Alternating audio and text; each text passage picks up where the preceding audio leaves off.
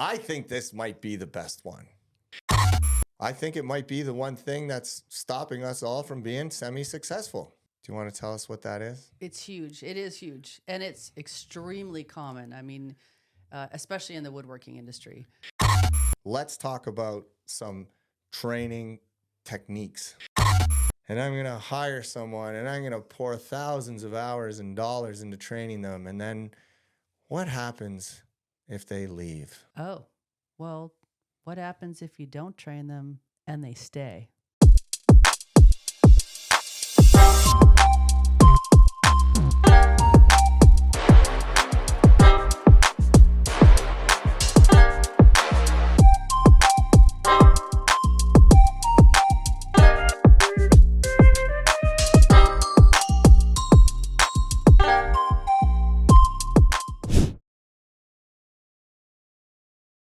Welcome, everybody, for another episode of On the Shop Floor. I'm in the studio here with the one and only Lynn Thompson, and every time I say Lynn's name, what ends up happening is our studio audience just goes crazy because they know some good stuff is coming down the pipe. So today we have... I think this might be the best one. I do. We'll see. Yeah, we will. 30 minutes from now, we'll know. So there's one thing that I would put forward that every successful company is doing well. And it's the one thing that us small business owners, and I can speak for the woodworking industry, that we do particularly terrible, and I think it might be the one thing that's stopping us all from being semi-successful. Do you want to tell us what that is? It's huge. It is huge. And it's extremely common. I mean, especially in the woodworking industry. It's the bigger enterprises have gotten over this. Right. They have this well-defined and they know they can't live without it. But it's the training. I was gonna say, are we building enough tension yet? It's the one thing you'll never guess. Well, it's not the training, it's the lack of training. Right. Lack of training. Picture first day on the job, probably a sander. Because that's where we throw all of our new guys. For some reason in the woodworking industry, we throw them in one of the most critical positions. And I'm the team leader. I'm getting them set up. I show them a few things. I gotta run, but I'll be back to check on you. You just keep going. I trained you with about 10 or 20% of what I could think of off the top of my head with what was in front of us. And I don't show up 10 minutes later. I might show up in the afternoon or at the end of the day. So what's been happening all day with this poor guy? He's been making defects. He's probably oversanding. He's probably overprocessing. He's either interrupting a lot of people around him and asking questions, or worse, he's not interrupting people and asking them questions. Mm-hmm. So how do you think his first day went? And then everyone around him that is suffering from the defects or can see the confusion is now upset. They feel bad for the guy. They feel bad because they feel like he should have been trained better, and why aren't we doing a better job at training? Everybody's, dealing with it on their own level and casting lots of judgment and just getting frustrated because it's happened again and we know better. So from a morale perspective, how did that guy feel at the end of the day? Is he coming to work tomorrow? Is he going to work all week? And we all complain about that. We're all like, that guy came in for one day and never showed up again. And we're not like, are we being retrospective there and saying, was that our fault? Like, did we make his first day that bad? Yeah, we did. Probably.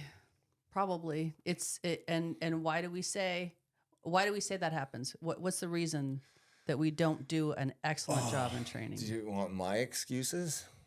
I got a few. First one is I don't have time. I don't have, I get up in the morning and I'm there. I'm like, I'm going to spend all day with Timmy and he's going to be the best sander in the world. And 8 seconds later, everything blows up and you're like, okay, Timmy, you seem like you got it. Keep doing that. I'll be back exactly the way you said. I thought, well, why is Lynn always talking about me? Like, pick on someone your own size. So anyway, that situation unfolds. So it's always time. And then the other one, that I think is we don't make it someone's job. We're just like, hey, hey, you work in the sanding area. Can you please train this person? Are they a trainer? Do they know how to train? Or, I just... In bigger enterprises, they have key trainers identified. They even wear a special badge or a special vest. I'm a key trainer. So when you're the new guy, you can come to me and interrupt me because I've been trained on how to train people and how to respond to people. Oh. Just because you know a subject really well does not mean you should be training them. I mean, you can't go. I always use McDonald's as the example, but like, there's a multi-billion-dollar company that's run by teenagers, and literally, like, you can't go on day one. You're not making the Big Mac. You're not making anything. They take you and train you, and in woodworking, we're just like, nah, it's got to be easier than making a Big Mac, I guess, which it's not. Yeah, and I'd like to address the I don't have time to train people. Please. Because that's what you think, you don't have time, but you're spending the time. You're either spending the time now up front and it's all good, or you're spending time later and you didn't negotiate that and it's all bad. You're cleaning up mistakes. You're trying to help people with their relationships again. You're trying to lift morale. You might be going to a customer and try to repair a relationship. You're over processing all those defects. There's no coming back from that bad first week, really. And if you didn't take the time to do it right when they started, you're probably not going to put the effort in the week after to try and fix it anyway. So you're spending the time. The question is where, and where is it adding the most value? I mean, how many scenarios does the saying slow down to speed up play a role? Like every single one in life. Like, get it right. What do we say? Quality at the source. Mm-hmm. Is the ultimate source not your training? By the way, look out for everyone at my shop. I'm coming and redoing our training program starting tomorrow. So here's the one thing that, we're all probably nodding our heads and going, okay, yeah, I know we do such a bad job training, but training starts before the training. If you don't have a good standard to train from, you can't train. Oh, even better. You train me one way, you're gone. The next guy who's in close proximity, he's going to show me how he does it. And then the owner pops by one day and shows me how he does it. Which one do you think I'm picking? And now I get to choose. So if we don't have a standard, we're getting lots of different types of training along the way. I'm probably going to try and incorporate all three of them so I don't upset anybody. Now we have another way. Now you have four. And then what are you training someone to? And you're only getting a percentage of what's on the top of someone's head that's important right now. You're not getting the whole story every time without a standard. Right. 100%. I mean, we all played the telephone game. We're just human. We're getting distracted. We're in a hurry. And we just don't remember. I mean, if you follow the standard that you made, you will be surprised at the stuff that you knew you would have forgotten when you were training someone. I wish I didn't see it unfold every day, but we do. And that is a fact. That information loss from one person to the next, even the same person training three different people, those three different people are getting three different versions depending on whether I was tired, whether I was in a hurry, whether I had time. I mean, the scenario changes, the training changes, unless you've got an SOP in front of you and going, I'm going to teach you step 1, step 2, step 3. Better yet, here's the video, because there's a QR code on the SOP that shows you the video, and then everybody is getting the exact same training. Yeah, I like the step-by-step for follow this process and watch the video here for the technique. I mean, worst case scenario, you just have the video. That's a great place to start. But I like the reasons why too. Why is this step so important? Is this a critical safety step, or is this a critical quality step here? So you're forced to explain the why there as well when you're training. And the thing I like about having the standard first, obviously there's lots of reasons, but you had to think about it and commit to a standard. So we've got that done, because you're going to avoid that all day long. And now that's your new training plan. Like now you're setting that new person up for, oh, there is a standard and I'm going to be held accountable to a standard. Okay, got it. Right. And also if I'm as we're talking, I'm playing this out in my head. Like if you're being trained, you're the new guy, and it's day 3, and then someone else, a veteran at the company, comes over and says, hey, this is how you do that. He has a leg to stand on, or she has a leg to stand on with, like, are you sure? Because the standard is telling me this, and you skip step 5, and that just levels the playing field across the whole organization, that nobody can be trained different. And inconsequently, one of them, nobody can be trained wrong. Well, it highlights that you don't have a standard. That highlights that you don't have a standard. It brings it to someone's awareness, and they go, which one do you want me to follow? Have we missed a step in our standard, and does he have a better way? Right. And then it just forces you to have the conversation and hash it out and agree on the new standard. If indeed you need to update it, great. If not, no, we don't do that anymore. And here's why. So it works itself out in the end if you have a standard and you just keep holding people accountable to it. And it's not a punitive tool. We're not punishing people. We're just saying, hey, did you follow the standard? Yep. Okay, good. Looks good. Hey, did you follow the standard? Yeah, but I got a defect. We need to go back to our standard. But you update your standard, and now the new guy's getting trained on that when he shows up. The old guys, not the old guys, the original team that was there is also getting retrained on the updated standard. That's the other thing that people take for granted. They update the SOP, and then they don't actually train people. They're like, yeah, it's there, but it's a secret until someone. If I don't need to go look at it, I'm not going to go look at it. But if you update it, now we all need to be trained. The other thing I was just thinking that goes hand in hand with that is, how much easier does a trainer's life get when they don't have to remember every step of every process in your entire factory, where they can be like, yeah, no problem. Let's grab the SOP. Good. We'll run through it. Let's watch the video together. Let me watch you. You have any questions? If you're really slow, watch the video 20 more times. The SOP and a video never get tired of explaining it, ever. True. But a human being will. And they don't get confused. That's right. A human being will jump all over the place. Oh yeah, we should have talked. Oh, we didn't talk about that. You're going to jump around, but the SOP is not going to jump around. It's already laid out exactly how you need to do your training. Awesome. Okay, so now that everybody is running over to Kaizenify and downloading the tools to help them make their SOPs in record time, they can get their training kicked off. Let's talk about some training techniques, and one of my favorite ones, because we use this, and I wish I could say we use it all the time, every time. We're not perfect, but when we do use it, it is phenomenal. And that is what we call the 4-step training process. And so let me explain what that is. So it's pretty easy, but I think everybody listening should grab a pen and a paper quickly, unless you're driving, probably a bad idea, or do it, whatever. Lynn's looking at me like, Brad, bad advice. Okay, don't do it. Lynn says don't do it. So it's simple. There's 4 steps.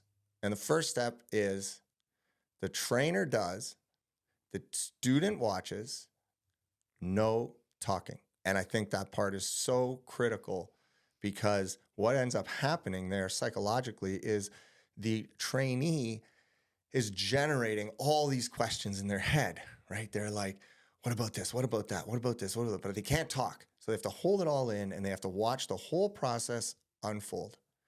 And then when they get through the process, and this is the part, like, most people don't have the patience for this, because let's say it's a computer thing, or we're teaching someone to draw something in Cabinet Vision or AutoCAD or whatever, you draw that thing, and then when you're done, you delete it. And now we start again. And then step 2 is teacher does, student watches, but there's talking.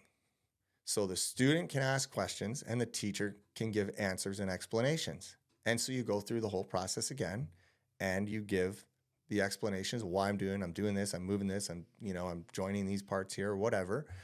And the student can now start answering the questions that they built up in step 1 with not having the distraction of trying to watch and ask and answer questions. I think it's huge. Then we move on to step 3. Step 3 is student does, teacher watches with talking. So now you put the student in the pilot seat. They're flying the plane now. They're doing all of the things, but they're going to be a little confused. No problem. Teacher's right there to help them along the way. They can still ask questions, and they get their technical answers, and they run through it all. And then they get through it again, get to the end of the process, delete. Step 4 is student does, teacher watches, no talking. And I will tell you from personal experience, 99% of the time you get to that 4th step, there's no questions, there's no comments. The student has just got it. And it is like watching magic unfold. But you have to have the discipline to redo that thing. Like most of us are training while we're working. So we can't just throw out that part and make another one. It's like, we do one part and it's like, oh, well, let's try and pass that down the line. And the next part comes a little bit different or whatever. You've got to have the discipline to do the same thing 4 times with that framework. Now, there's a couple of caveats to that framework. So let me just repeat it. First step, teacher does, student watches, no talking. Second step, teacher does, student watches with talking. Third step, student does, teacher watches with talking.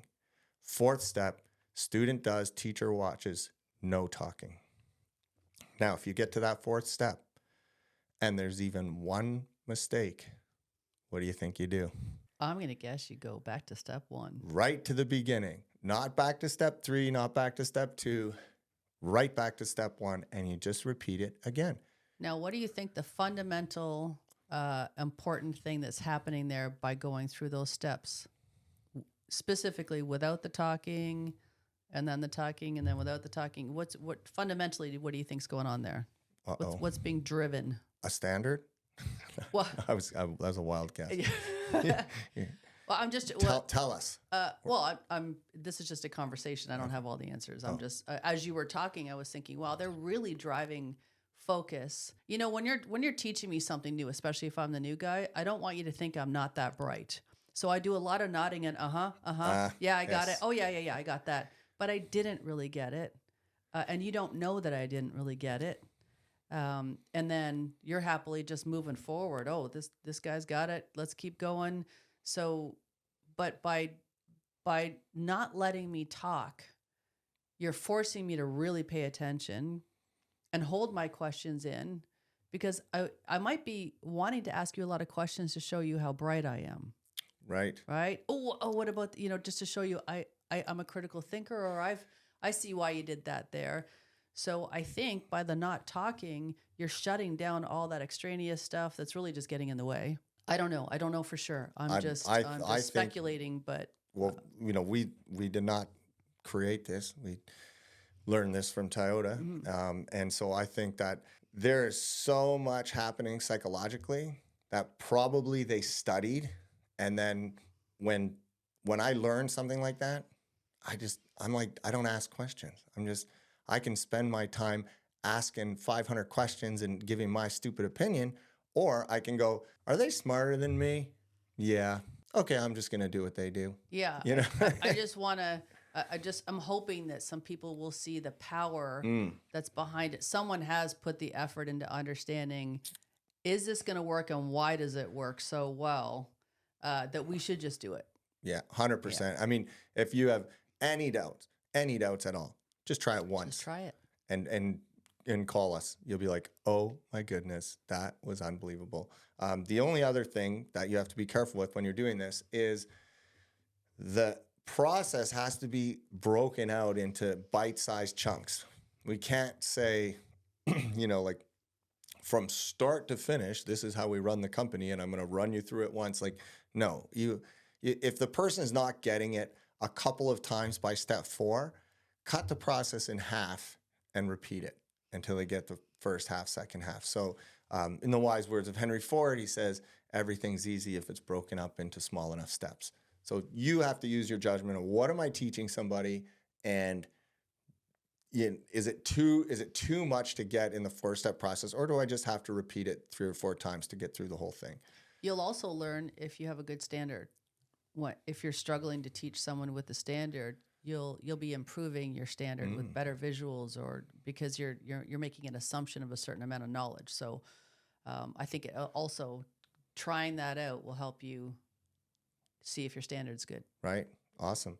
Okay. So that's one method, and there's many ways to skin a cat. So want to tell us about the other one, or train the trainer? Train the trainer. Yes.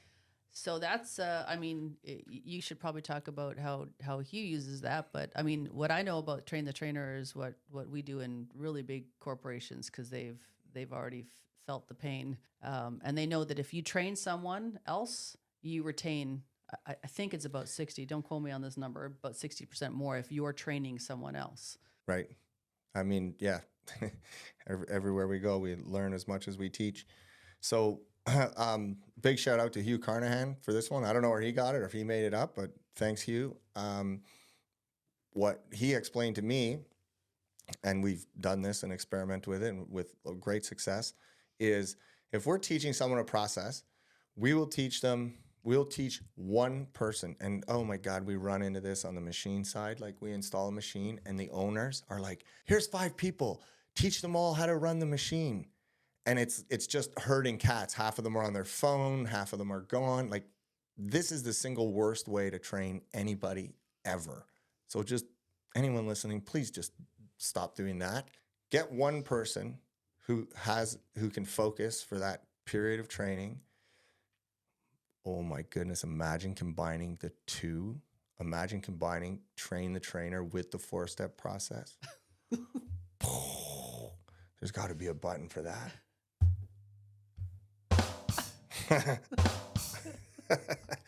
Anyway, so you're one-on-one, trainer, trainee. You teach the person the thing, whether it's running a machine or a technique or whatever. And then you need to teach another person. Well, the trainee now becomes the trainer and trains the next person, and then the next person. But not without you there, right? You hang around and make sure that you make sure that because you're making if there's some corrections to be made, you're not saying you didn't do that right, but you might jump in and go, oh, what about this part, or what about that part, or do we need to spend some more time here? You're coaching that trainer through the trainer, and then they're getting basically good at it, and then they go on and then they're doing the same thing. That's right. And they repeat it, and you just keep repeating this down the line. Now, here's my favorite part. When something goes wrong, and it will, you don't go to the trainer with the problem. You only go up one level to the person that trained the person that made the mistake, and you correct them, because it's not a problem with the person who made the mistake. It was a problem with their training. And so you go to that person, and again, you do all the things. You review the standards, maybe the 4-step training process. You get that trainer fixed up, and then he or she trains the trainee again properly, and then that person's ready to train the next person. So are you saying that the person that accepts responsibility for whatever happened, whether it's a defect, a physical defect, or a defect in the form of a question, falls in the area of the realm of the person that's actually doing the training, not the person that made the defect? Correct. Yeah. So that's a big Weird. That's a big change in mindset, right? To think that way. Yeah. I mean, and again, quality at the source. And the source is, well, the source is your standard, and then your training, and then the defect happened. So why yell at the poor guy who made the defect? Yeah. Just makes sense. All right. And then, then the last one we'll talk about today is giving somebody a mentor. And I think this should, God, part of me, like the business owner part of me is like, well, it would be great if I could just hire 28 people that weren't adding value for my customers and to do all of this stuff. And I feel like I can't do that. But then, the lean brain turns on and goes, but if you don't do it, you're paying anyway. Like at my company last year, we calculated $500,000 in defects. $500,000. Who could I not hire to solve that? Like that's a new company office in Bora Bora. Right. Yeah. That's a condo in Mexico, or yeah. So when you think you can't afford something, but if you're actually tracking the problems you're having from not doing it, you probably see that's a quick no-brainer. Like, yeah, well, and it's so I understand why this happens specifically, especially in the woodworking industry. I understand why it happens. You're saying, hey, we got a guy who's a really good woodworker and he's got lots of initiative. Let's promote him, right? And then you do, and then what happens? Everybody's unhappy now because you promoted him, and I'm going to guess, just because of what we see everywhere we go, you probably didn't coach him, mentor him, train him on here's what leadership looks like. Here's how we're measuring you in this new leadership role. Here's our expectations. Here's the coaching or the training that you need. What do you need from us? Maybe you need some outside mentoring. Maybe you just need to reach out to some good businessmen in the neighborhood that you can pair them up with a good mentor. It doesn't have to be inside the company, but right. You need to establish that. And if you don't, they're unhappy because they know that they're not performing because you're upset. You're unhappy because they're not performing, but you didn't set them up for success. You didn't give them anything. Yeah. Said, here, you're a mentor now. You just took your best cabinet maker because he's a good cabinet maker, turned him into a mentor, and he or she may not be a very good mentor yet. And then you also neglected the training of that position. You're just like, well, since you're such a good cabinet maker, surely you can teach it. Surely you can teach it without making people mad or irritating people or having enough patience with the new guy. I mean, just because you're a good worker does not make you a good mentor or leader. So it's up to the leadership to understand that and at least give them a fighting chance with the training that they need in their new role. Yeah, the mentoring, the coaching, the training, and then listen, if they don't turn out to be that leader that you want them to be prepared with whatever backup your role you're going to put them in, because that's why I like you to be really prepared ahead of time I like you to do the mentoring and coaching first before you promote them into that role, because you can't really put someone back into a role. I mean, you can, but you can't recover from that. The relationship suffering in some way, and the work ethic is suffering, and of course it will. So I would be careful and do some of that mentoring and coaching ahead of time. Are they the right fit? Are they gonna do well in this role? Are they excited about it? And who was there? Who was the mentor's mentor? Yeah. Right? Like, because I've seen this. It's like, okay, we promoted our best cabinet maker person into the head of that department, and now under that umbrella, they're responsible for training. They're responsible for holding everyone to the standard or creating the standard. They've got this whole new world of responsibility, and they're like, we sent them to a seminar. I'm like, what? Like how long was the seminar? 6 months? Probably like an hour. It's all of the highly successful specifically woodworking companies that we work with, they have reached out themselves. The top level, the owners, top level management is getting some level of mentoring and coaching from outside their company. Yep. Yep. And that's, I mean, that is ongoing. so critical. We got a call. We're working with a company right now. And my first question was, who's the coach? You know, like who's calling the plays? How are they qualified? Where did they learn from? Who did they learn from? Because you're going to get, you know, essentially you're going to get your teacher. So make sure and I'm trying to picture like, well, you're starting from scratch. Okay, fine. Send them to a seminar. Yes, please. All the seminars you can get on leadership or whatever. Books. Yeah, that. Oh my God, I'm so glad you said that. Okay, so here is a nugget that I think is solely responsible for my sanity at one point. Was we have leaders inside of our organizations, and inevitably, you know, some of them we're not going to be thrilled with. So I was really struggling with a plant manager that we had, and I knew it was my fault. I'm like, I know I'm not training. I know I'm not doing this. And, you know, blame the process, not the person. And then, of course, everything lands on my desk. So I'm just taking it.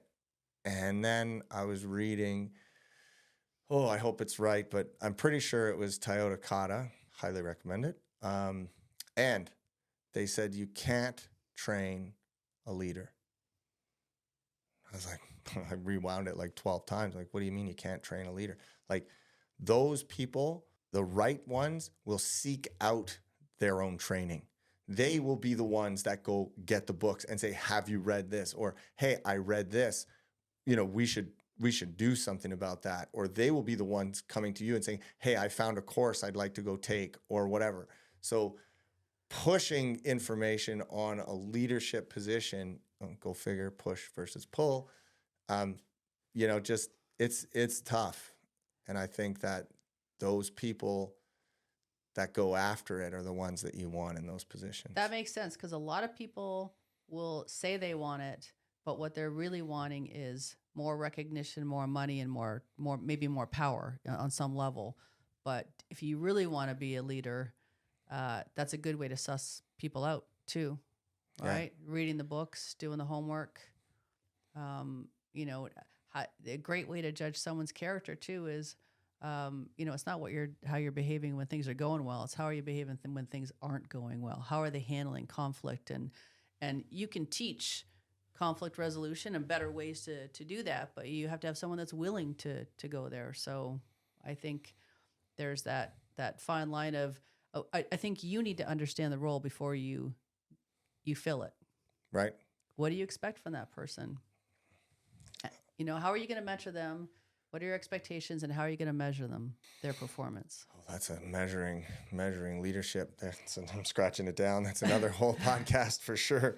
Because I have definitely been to shops and seen the highest level of craftsmen that you can imagine, like mind-boggling stuff, and I wouldn't put them in charge of my dog.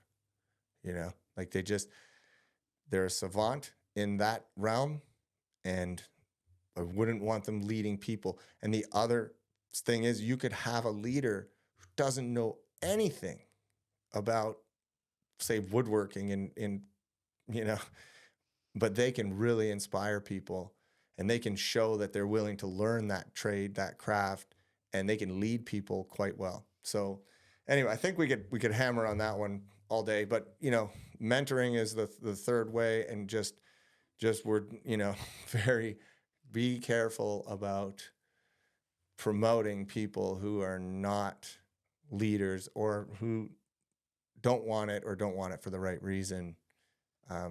Yeah, enough said on that one. And I think the last category to cover is, how are we tracking all of the training and, you know, that we're doing, right? Like, okay, we made our standards. We're starting to train people. We've picked one, or better yet, use all three of the training techniques we've talked about today. But now, are we just running around the shop willy-nilly, trying to remember who knows what? Oh yeah. So this is awesome. I've been in many shops where 3 people called in sick this morning. The first hour is the production manager running around trying to figure out who can run this machine, who can I steal to run that. I mean, you've lost an hour of productivity just trying to put the right people in the right roles. And then you're interrupting other people. You're like, can so and so do that? Do you think so and so could run this? And could we get them to do this kind of stuff? It's a tremendous chaos and loss of productivity. Well, fortunately, like most of our problems in North America, the amazing people in Japan have solved this problem for us. And I picked this up, I bet you it was 10 years ago when I did our tour in Japan with Paul, and I believe he's still putting them on. Highly recommend people checking that out. That's just great. But anyway, I came back with what we called the training matrix, and we got this huge poster printed in our shop. And if you go on YouTube and you check out any of our videos from the door company, Best Damn Doors or My Door Factory, you will see this thing in the background of tons and tons of our videos. And we get so many questions about it. And basically, it's a big visual chart that has 4 squares that you color in based on how good someone is at a job or if they're qualified to train it. And then we color in some squares a different color based on whether or not they want to learn that next skill. And so if you picture this training matrix, across the top is everybody's name, and then down the left side is all of the different functions in the factory. And so you can quickly cross-reference who can do what. At a glance, you can see who has what skill. And this thing is like gotten world famous. It appears in Michael's book, The Lean Deal. Great book. Get it, read it, love it. And I believe I just saw it at Seating Matters with Ryan. He's now using the training matrix. So it's kind of been fun to watch this thing bloom across the lean world. And, doing all of that work manually and editing manually is one thing, but like so many other tools on Kaizenify, they have totally digitized this whole process. And it's so good. We're gonna put in some B-roll here to show people what the matrix looks like. But how we use that now is we have a big 60-inch screen at our shop, and one morning meeting a week is dedicated to the training matrix. And so we just pull it up on the screen, and it's all beautifully laid out, and the colors are all there. I mean, it's like next level awesome for organizing who knows what, and whether it's a department or a specific piece of equipment, it's all right there. Well, you can easily see where your risk is.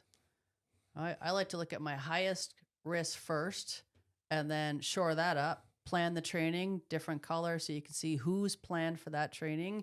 And then as they progress through it, there's a 25, 50, 75%, 100%, different colors. So visually we can see where is our risk and where should we be focusing. And then it never ends. You're always planning training and bringing people up, but you want to shore up that risk with the high risk items for sure. Yeah, I think that's a really good point, because you would just look at that column and see like, hey, there's only, one person that can run our CNC. This is a humongous problem. Well, when someone says I'm going on vacation, can you approve my vacation for the last 2 weeks of August? I'm looking at the training matrix going, can you get someone trained up to 100% before you go? And how can we facilitate that? Right? It's just like there's more than one conversation happening here. It's also a pull system for training, right? Everything in lean is pull.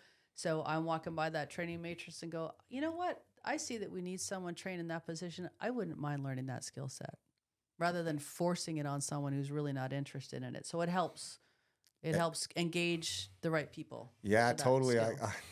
Quick story. This is like, I got goosebumps. So I'm at my shop and we're modifying a piece of equipment, and on our training matrix, people highlight what they want to learn next. And you learn crazy things about people, right? Like you're like, oh, Judy wants to learn how to weld. I would have never in a million years guessed that, right? Yeah. So I'm in the back and we're working on one of our edge sanders and we drill a hole and we have to put a bolt in it. And Alicia, who works at my factory, she's like, oh, I know how to drill and tap a hole. And she runs into the tool room, like I have goosebumps right now. She comes back into the shop with the tap set and the right size drill. She drills this hole, she taps it perfectly, and we put the bolt in. And I'm like, what? Like you're most of the time you're sanding. Like, when did you learn that? She's like, oh, Vance taught me how to do that because it was on the thing. And I'm just like, wow, it works. Who knew? Well, you can't see a person's natural skills that they don't exhibit at work, right? It might be a hobby that they have at home. You can't see that, but once the training matrix is up there, the cross-training plan, you're like, oh, this is where I want to work myself into. So cool. Yeah. So cool. And I mean, like, just for us, everything is like, are we spending time adding value to our customers, or are we spending time doing other things? And every time I see someone doing another thing, it makes me crazy. So when I see people and when we used to run it on this huge poster with the whiteboard, they're out there and they're erasing someone's name because they've, quit or moved on or whatever. And then they're erasing all their circles. And it's just like, that's 2 clicks. Like, we should be adding value to our customers. And so having that whole thing digitized has just been like, so cool. Well, the whole point of the tools are to take the excuses away. Right. Do the right thing. Do it now. Make it easy. All right. Well, I guess that's it. Oh, look at us. We've been rambling on for 42 minutes. It should be it. Yes. So I just have one last question that I'm sure everybody is wondering. And they're like, I hear you, Brad. I hear you, Lynn. And I'm going to put all that money into training people. And I'm going to hire someone. And I'm going to pour thousands of hours and dollars into training them. And then what happens if they leave? Oh, well, what happens if you don't train them and they stay? And on that note, everybody, that wraps up another episode of On the Shop Floor with Brad and Lynn. Thanks for tuning in, and we'll see you in a week or so. Let's go make some improvements.